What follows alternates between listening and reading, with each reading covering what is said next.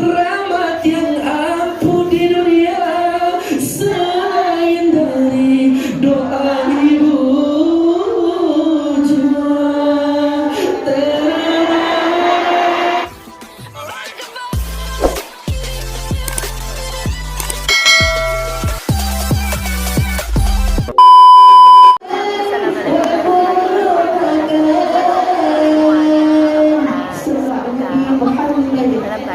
Ini saya berada di pengajian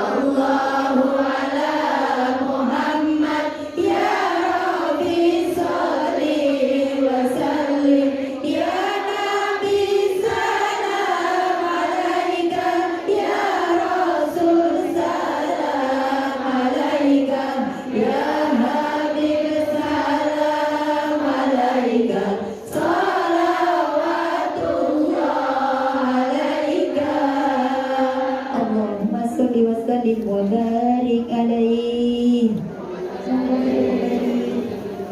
وصحبه الفاتحة. بسم الله الرحمن الرحيم. الحمد لله رب العالمين الرحمن الرحيم مالك يوم الدين إياك نعبد وإياك نستعين اهدنا الصراط المستقيم صراط الذين أنعمت عليهم غير المغضوب عليهم ولا الضالين آمين يا رب العالمين. السلام عليكم ورحمة الله وبركاته.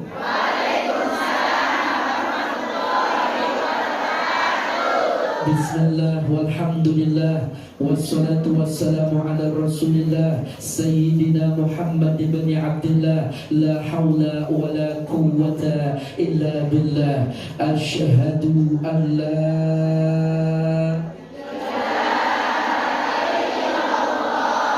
wa asyhadu anna bersama-sama Allahumma salli ala Sayyidina Muhammadin Al-Fatih lima uglika wal khatimi lima sabaqa nasiril haqqa bil haqqa wal hadi ila siratikal mustaqim wa ala alihi haqqa qadrihi wa miqdarihi al-azim walhamdulillahi rabbil amma ba'du. Faqad qala Allah ta'ala fil Qur'anil Azim. Bismillahirrahmanirrahim. Wasari'u ila maghfiratin min rabbikum wa jannatin 'arduha as-samawati wal ard u'iddat lil muttaqin. Sadaqallahul azim. Qala nabiyuna Muhammad sallallahu alaihi wasallam, man ahabba ayubsata lahu fi rizqihi wa ayunza'alahu fi athari falyasil rahimah. Sadaqallah wa sadaqa Rasulullah sallallahu alaihi wasallam. Walhamdulillahi rabbil alamin. Puja serta puji syukur hanya milik Allah Subhanahu wa taala. Alhamdulillah. Turunnya hujan semoga menjadi sebab turunnya rahmat Allah. Amin. Turunnya ampunan Allah. Amin. Duduknya kita di tempat ini menjadi sebab nanti bisa duduk bareng di taman surga. Amin. Yang sedang sakit sembuh penyakitnya. Amin. Yang bongkek dibanyakin duitnya. Amin. Yang punya hutang lunas hutangnya. Amin. Yang aminnya kompak belum punya jodoh dipertemukan jodohnya. Yang sudah berjodoh Allah jaga rumah tangganya. Di hari buruk ini Allah jadikan penuh keberkahan. Yang amin yang kencang naik gajinya.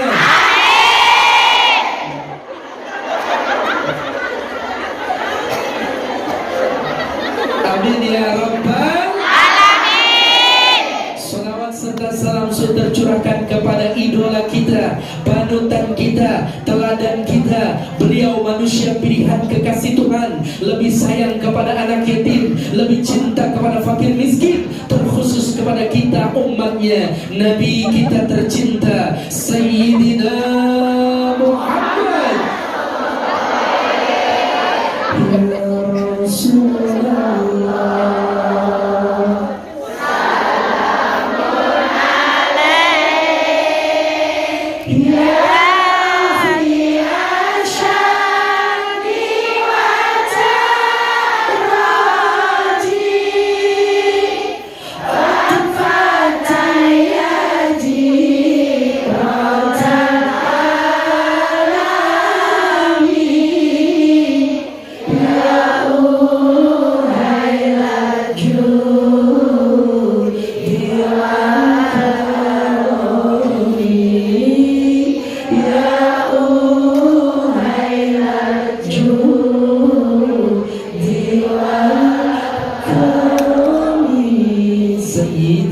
Muhammad. Allahumma shalli wa sallim wa barik alaihi wa ala alihi. Yang saya hormati Majelis Taklim Hidayatul Ihsan Bodia beserta keluarga besar Majelis Taklim, Posmi yang tadi memberikan sambutan juga, Majelis Taklim Ilham, sahabat-sahabat yang bisa hadir, dan Majelis Taklim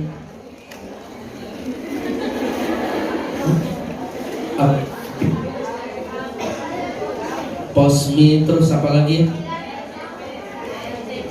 NTB. Kira jauh banget ya NTB. PRJB, Darul Awatim, Hidayatul Ihsan, Zikmati Zikir Islam Posmi, PRJB, Darul Awatim, RKM 62, Al Istiqamah, dan juga YIC Jogja. Seluruhnya Majelis Taklim yang tergabung dan saat ini ikut bisa hadir, mudah-mudahan Majelis Taklim yang ada di Hong Kong selalu dijaga dan diberkahi oleh Allah Subhanahu wa taala. Seluruh jamaah yang hadir semoga semuanya dalam keadaan sehat walafiat, panjang umur, banyak rezekinya, diberkahi usianya, dilancarkan urusannya. Mudah-mudahan kita semua duduk di sini nanti bisa duduk bareng bersama Rasulullah. Amin. Yang aminnya kompak selesai ngaji jadi orang kaya semua. Allahumma shalli wa sallim wa barik alaihi. Sekarang waktu menunjukkan jam 11.11. Zuhur jam berapa? Jam 1. Ya, berarti masih ada waktu kurang lebih 2 jam. Siap ngaji? Siap. Siap mendengarkan tausiah? Siap. Saya ucapkan selamat hari buruh. Semoga Allah berkahi kita semua. Amin. Dalam berjuang, dalam rantauan selalu dipelihara dan dijaga. Amin. dengan keadaan sehat walafiat, sukses banyak duitnya, bisa berangkat haji ke Mekah, bisa pulangnya ke beli sawah, yang belum nikah cepat-cepat nikah dan punya anaknya. Mbak, di luar hujan gak? Hadirnya hujan membawa keberkahan, betul? Hadirnya kamu hanya sebuah harapan. Mudah-mudahan harapan baik buat dunia akhirat. Tadi dalam mukadimah saya bacakan sebuah ayat dari Al-Quran surah Ali Imran ayat 133. Dan ini momentumnya masih halal bihalal. Boleh saya baca lagi ayatnya? Boleh. Yang panjang apa yang pendek? Panjang.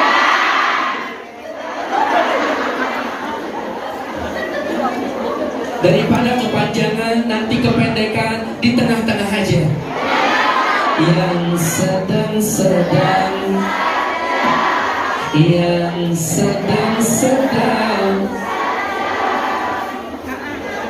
Bismillahirrahmanirrahim. Dibuat ceramah dicampur salam. Ini kelihatannya ramai tapi jawab Allahnya tidak kompak. Yang depan, yang belakang, yang tengah semuanya jawab Allah. 1, 2, 3. Bismillahirrahmanirrahim.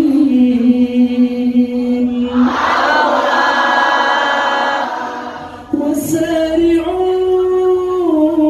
ila maghfiratin min rabbikum wa jannah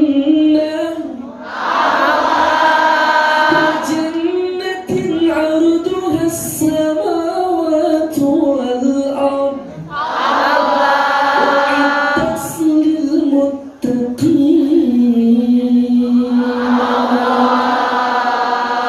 الذين ينفقون في السراء والضراء والكاظمين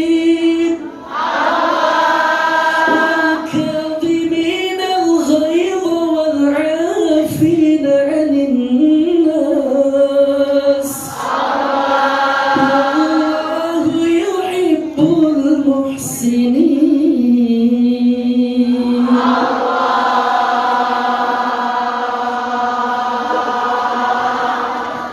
Alhamdulillah. Sadaqallahul adzim. Ketika baginda Nabi kita mau naik ke atas mimbar, maka langkah kaki yang pertama di tangga pertama beliau menjawab amin. Tangga yang kedua pun menjawab sama amin. Tangga yang ketiga pun Nabi kita menjawab amin. Selesai berkhutbah, maka sahabat berkumpul bersama Rasulullah. Kemudian sahabat penasaran, kenapa baginda Nabi kita menjawab amin, padahal saat itu Nabi kita berjalan ke atas mimbar seorang diri, tidak ada yang berdoa. Maka bertanya para sahabat, ya Rasulullah, kami menyaksikan ketika naik pertama, kedua, ketiga pada tangga tersebut engkau menjawab amin ya Rasulullah. Apa gerangan yang terjadi ketika aku naik tangga pertama, kedua, ketiga? Maka hadirlah malaikat Jibril. Kemudian beliau berdoa. Apa doa malaikat Jibril pada tangga pertama? Ya Allah, celakalah bagi mereka yang mendapati Ramadan tapi keluar dari bulan suci Ramadan tidak mendapatkan ampunan Allah. Maka Nabi kita menjawab amin. Tangga yang kedua, celakalah bagi mereka yang mendapati ayah bundanya masih ada atau salah satu ada di antara mereka yang masih hidup tapi mereka tidak bisa masuk dari salah satunya. Maka Nabi kita pun menjawab amin. Yang ketiga, celakalah bagi mereka yang disebut namamu wahai Muhammad, mereka tidak mengucapkan salam salawat untukmu. Maka Nabi kita pun menjawab amin. Mbak, yang berdoa siapa Mbak? Malaikat Jibril. La yaksunallah amarahum, tidak pernah durhaka kepada Allah. Jibril, Mbak. Makanya kalau ada zaman sekarang yang ngaku Jibril, jangan percaya. Di Indonesia ini lahan basah, siapapun yang ngaku, walaupun aneh, ada aja pengikutnya. Ada yang bisa nelpon Tuhan, ada, ikutin Mbak, ikutin Mbak, ada. Ada juga yang ngaku Nabi, ada pengikutnya Mbak. Yang paling aneh ngaku malaikat Jibril, ketangkep sama polisi, diwawancarain sama para wartawan, di botol Pokari Sweat ada di depannya. Masa malaikat Jibril kekurangan ion? Mbak kekurangan ion. Kira-kira kalau zaman sekarang di Hong Kong ada yang ngaku Nabi, percaya boten? Yang ngaku malaikat Jibril, percaya boten? Yang ngaku bisa nelpon Tuhan, percaya boten?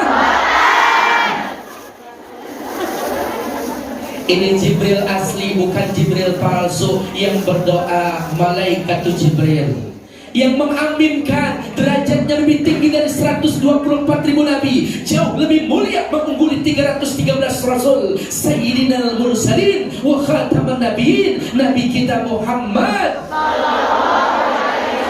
Kira-kira Mbak, yang mengaminkan dan yang berdoa, ini doa sampai tidak kepada Allah? Mustajab apa tertolak Mbak? Karena yang berdoa malaikat Jibril yang mengaminkan baginda Nabi, maka doa ini sudah pasti dijawab oleh Allah. Kalau yang berdoa saya, yang mengaminkan anak saya, mungkin saya mah manusia biasa, banyak kelalaiannya. Atau kita sebaliknya, diterima yakin doa kita, tapi ada tahapan doa-doa supaya bisa cepat diijabah. Yang pertama, Mbak, kita mendapatkan ampunan Allah. Siapa orang yang disuruh mengejar ampunan Allah? Mereka itu adalah orang yang disediakan surga. Surganya lebih luas daripada langit dan bumi, di mana disediakan untuk hamba yang bertakwa. Siapa mereka? Yang pertama, alladzina yunfiquna fis sarai wad dharra.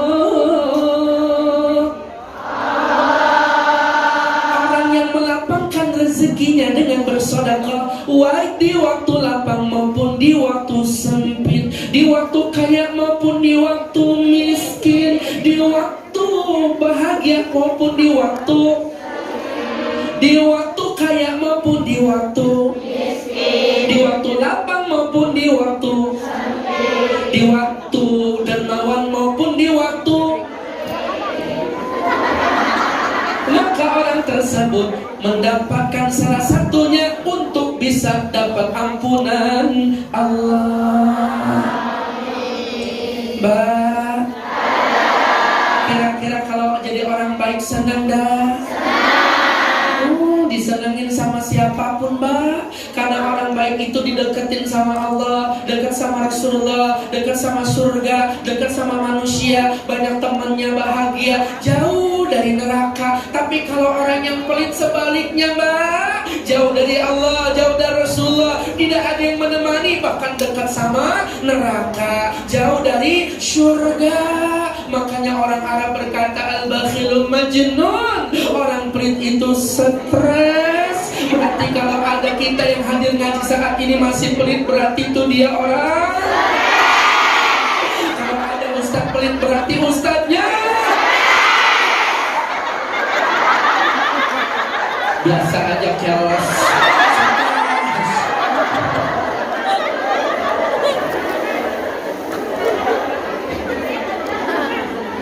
Insya Allah di sini kumpulan orang-orang yang baik, kumpulan orang-orang yang dermawan. Mbak, sedekah itu seperti misbah lampu, penerang di alam kubur. Kalau dirupiahkan bahasa 100.000, 50.000, 2.000, kira-kira yang masuk sedekah yang mana Mbak? Iya, yang banyak 2.000, betul. Besar tapi ikhlas daripada kecil tidak ikhlas. Karena 100.000 ibarat kata petroma, kanan kiri lapang terang datangnya di alam kubur kita. 50.000 lilin rada goyang, apalagi hujan di luar. 2.000 pentol korek.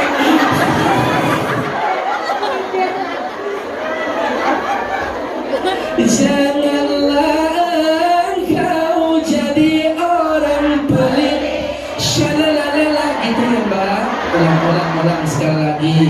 Janganlah engkau jadi orang pelit,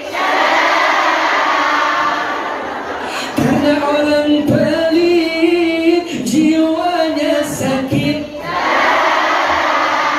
Di dalam kubur bakalan dihimpit, matinya jadi dedemit.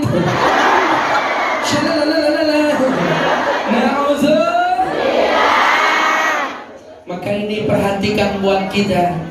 Rabbi laula akhartani ila ajalin qarib. Ya Allah, tangguhkanlah kematianku. Untuk apa engkau minta ditangguhkan kematianmu? Fa as-sadaqa wa aku minas sholihin. Aku akan bersedekah, niscaya aku tercatat sebagai hamba-Mu yang saleh. Maka waktu itu tidak lagi bisa dapat diulang, Mbak. Apalagi kalau sudah napas sampai di lak-lakan, kita bisa hidup kembali. Belum tentu. Maka mau nggak mau harus mau. Kalau bahasa keren dan Hongkongnya, gelem ora gelem kudu.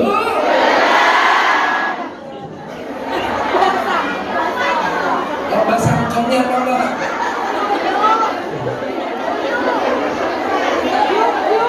Apa? Yuk, ya.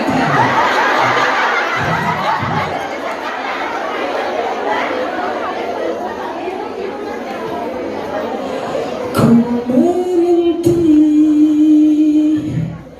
aku menangis,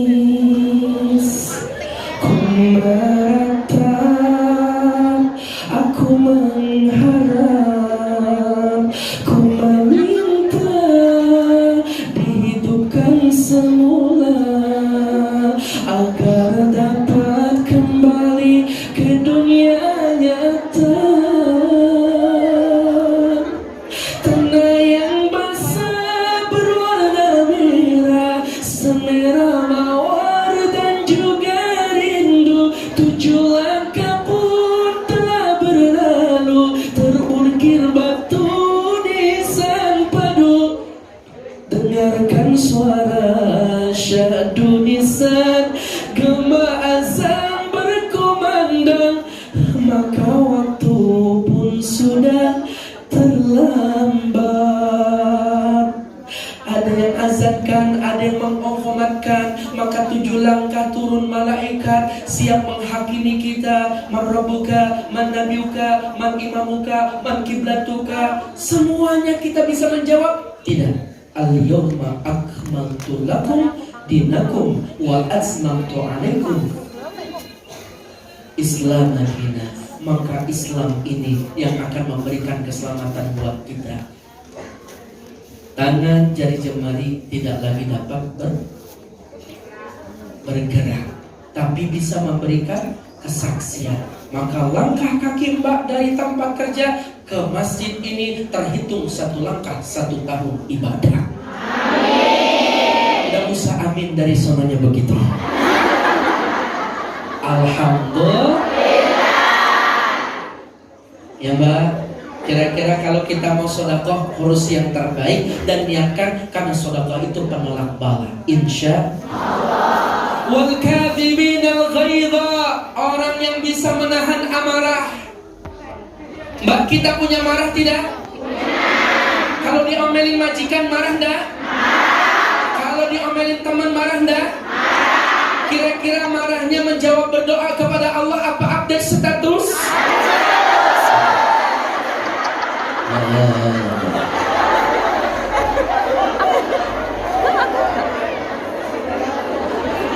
Kalau kita marah kemudian update status, bisa menyelesaikan masalah atau menambah masalah? Menambah masalah. Menyelesaikan masalah saat itu, tapi menambah masalah ketika banyak yang membaca. Maka update status itu banyak yang menipu, Mbak. Harusnya kita curhatkan sama Allah setiap masalah apapun itu. Ittaqu da'watal mazlum walau kana kafir fa innaha laysa dunaha hijabun. Takutlah kalian kepada doa orang yang terzalimi walaupun dia seorang kafir, doanya diterima oleh Allah. Maka ketika kita punya masalah, ketika kita diuji, bahkan kita tersakiti hati kita, jangan sekali-kali balas doa yang jelek. Jangan sekali-kali menghakimi dan mengupdate status yang tidak baik, karena ini energinya percuma dan sia-sia. Tapi ketika kita disalahin, ketika kita dihinakan, ketika kita disakitin, ketika kita dizalimi, maka mintalah kepada Allah untuk masa depan kita, rumah tangga kita, anak keturunan kita. Maka energi seperti itu mustajabah, doa tercepat yang akan dijawab bukan di hadapan Ka'bah, tapi di saat ketika kita terzalimi, sakit hati kita, kita minta kepada Allah. Inilah doa yang sangat cepat Allah angkat. Kira-kira siap? Insya Allah update status.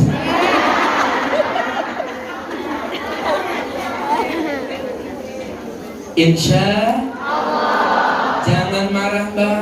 Makanya banyak lantaran marah.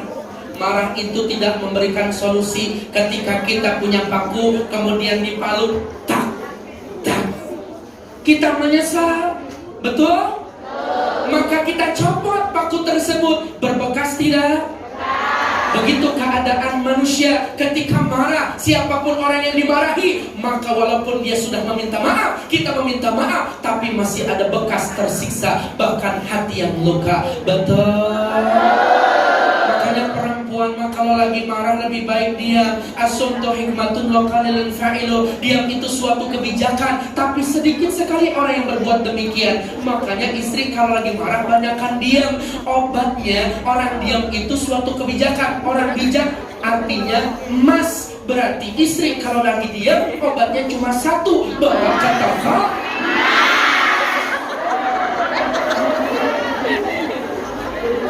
benar. Makanya ibu-ibu kalau lagi ngaji begitu, kekebat. Bukan lagi kegerahan nunjukin gelang sama cincinnya. Beda-beda rezekinya. Maka marah itu tidak memberikan masalah.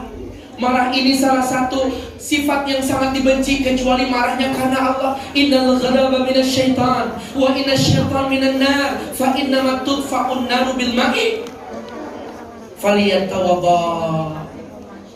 Setan itu terbuat dari api, sedangkan marah itu, Mbak, setan. Makanya Mbak kalau pengen lihat wujud setan, nyata banget. Lagi sebel sama suami, lagi marah sama majikan, lagi gak senang sama teman, buru-buru ngaca. Itu dia.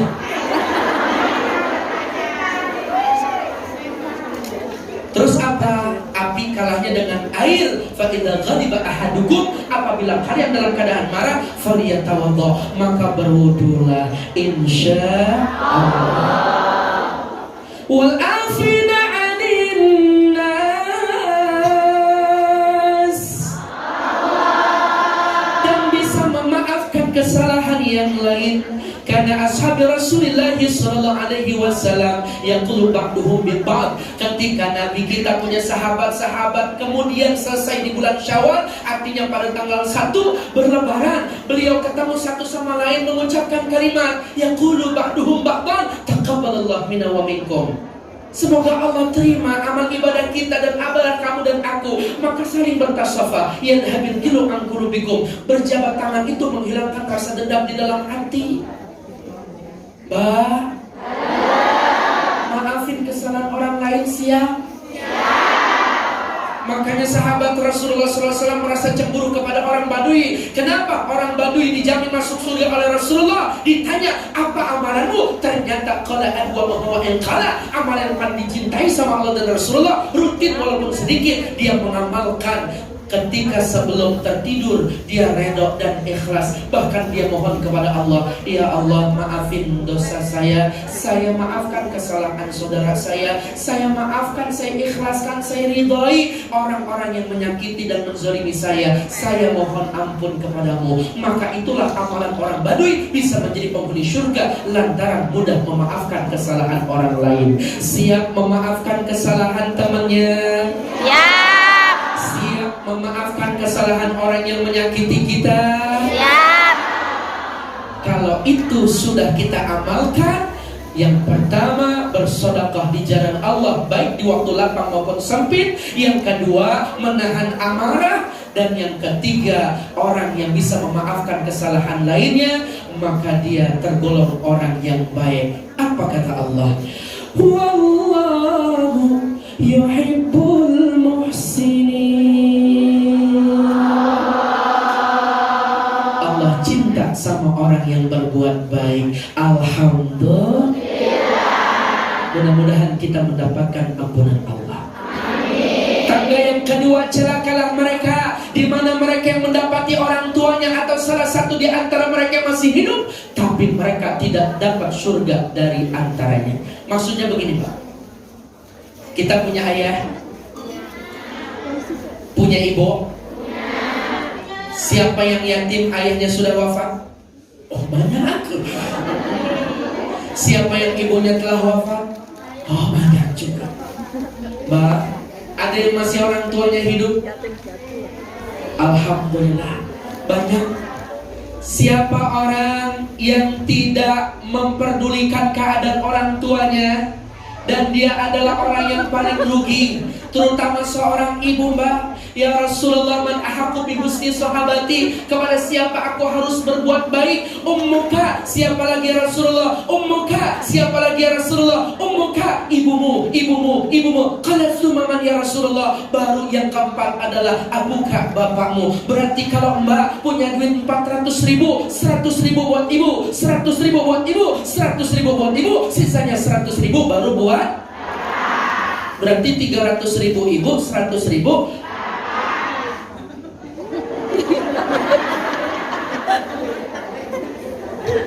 Bukan begitu teknisnya, Mbak. Karena ibu itu penyambung doa dan dipercepat doa. Rugi kalau kita punya orang tua kita abaikan, bahkan beliau wafat kita cuek, maka sangat rugi. Karena ketika kita doa kita banyak salah, ketika kita minta sama Allah belum tentu langsung dijawab. Tapi ketika kita memiliki ibu yang berdoa, ibu yang meminta, langsung saat itu juga dipercepat doanya oleh Allah, maka segera dijawab atas keluh kesah dan apapun yang saat ini kita terima. Makanya rugi, Mbak, kalau orang yang punya orang tua tapi dia nggak bisa berbakti. Betul nggak? Betul. Makanya ibu melahirkan, mengandung dalam keadaan susah payah, wahnan ala wahnin, satu tendangan ketika kita berada dalam perut kandungan ibu, kita balas dengan butiran pasir dijadikan mutiara, intan berlian, bahkan emas permata diberikan untuk seorang ibu. Belum tentu mampu untuk membalas satu tendangan ketika rasa sakitnya ketika kita berada dalam perut kandungan.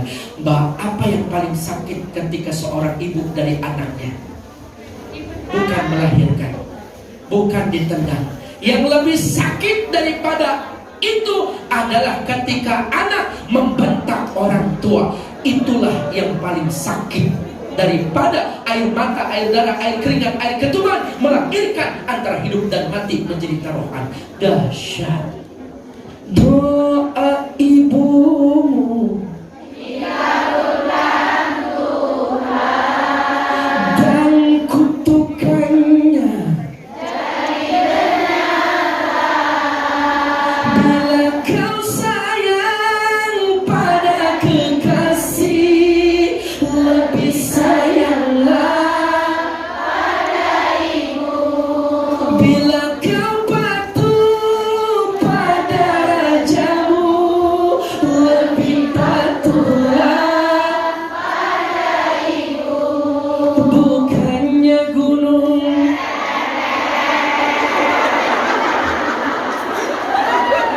ikutin tangan saya, musiknya ikutin tangan saya. Ulang sekali lagi ya, Mbak. Bukannya gunung tempat kau meminta, bukan lautan tempat kau memuja, bukan pula dukun tempat kau menghibah, bukan kuburan tempat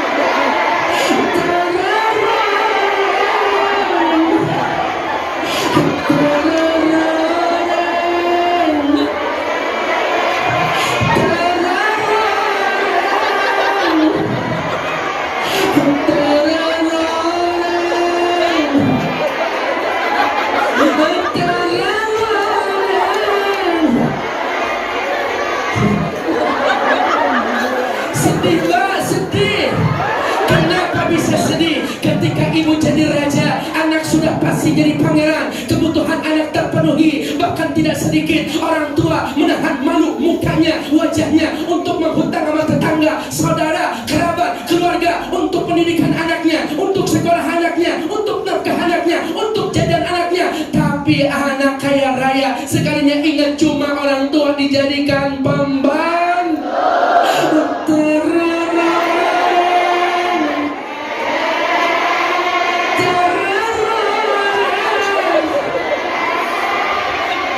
Ibu yang sehat bisa mendonorkan ginjal untuk anak yang berpenyakitan.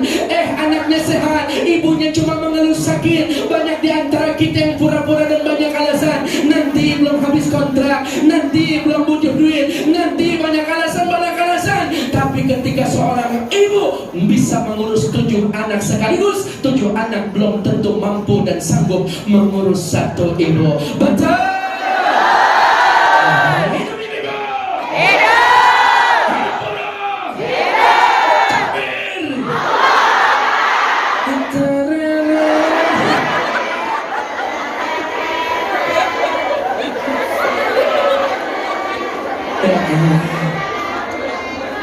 Sampai mana ceramah saya, Mbak?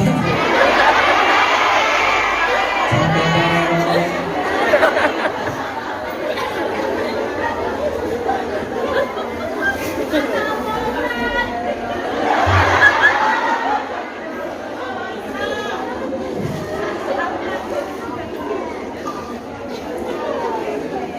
Makanya ini bagian daripada mengingat kita duduk di majelis ilmu, bukan hanya tentang kita, tapi bagaimana tentang orang tua kita. Insya Allah kita doa nanti bareng-bareng bermuhasabah untuk orang tua kita. Terus.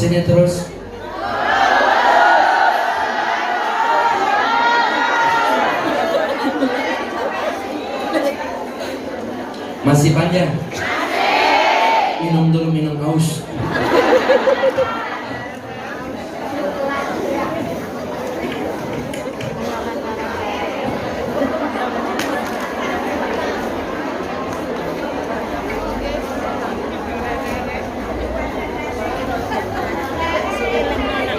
Ustaz boleh mungkin sambil duduk Ustaz biar nggak capek ya.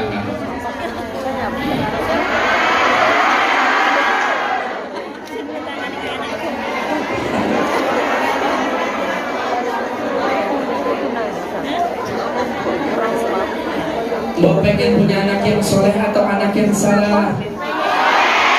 Mbak pengen punya anak yang solehah atau solehat?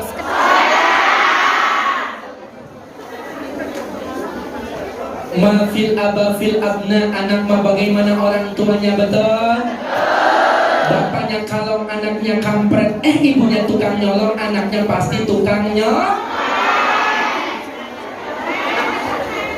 Maka ini bagaimana caranya? Kalau kita punya anak yang durhaka, jangan semata-mata salahkan anak. Introspeksi diri, mungkin dulu kita pernah durhaka sama orang tua.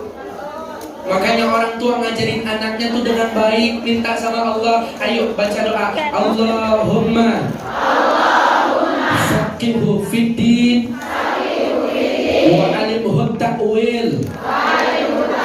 Allahumma ighfir dhanbahu wa tahhir qulbahu wa hassin farjahu.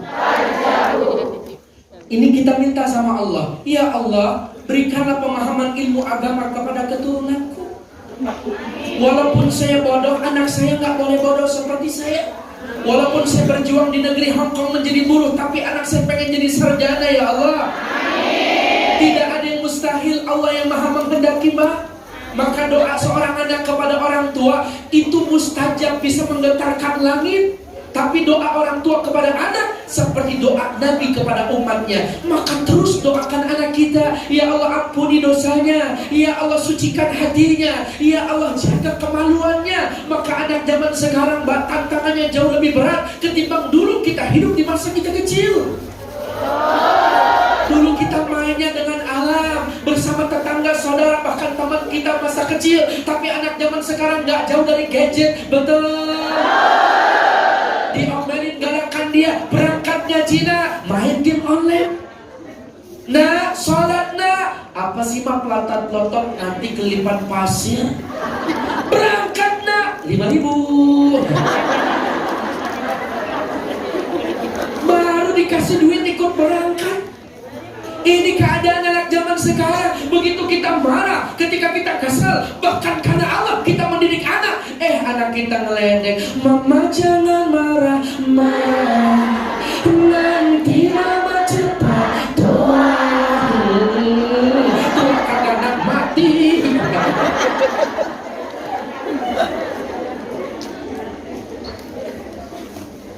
Mohon ampun kepada Allah untuk orang tua kita dan doakan anak keturunan kita. Kalau ada di antara kita yang berbakti sama orang tua saat ini, akan hadir keturunan kita yang berbakti nanti di hari tua kita. Tapi ketika kita lupa sama orang tua, nanti kita pun akan dilupakan oleh anak keturunan kita.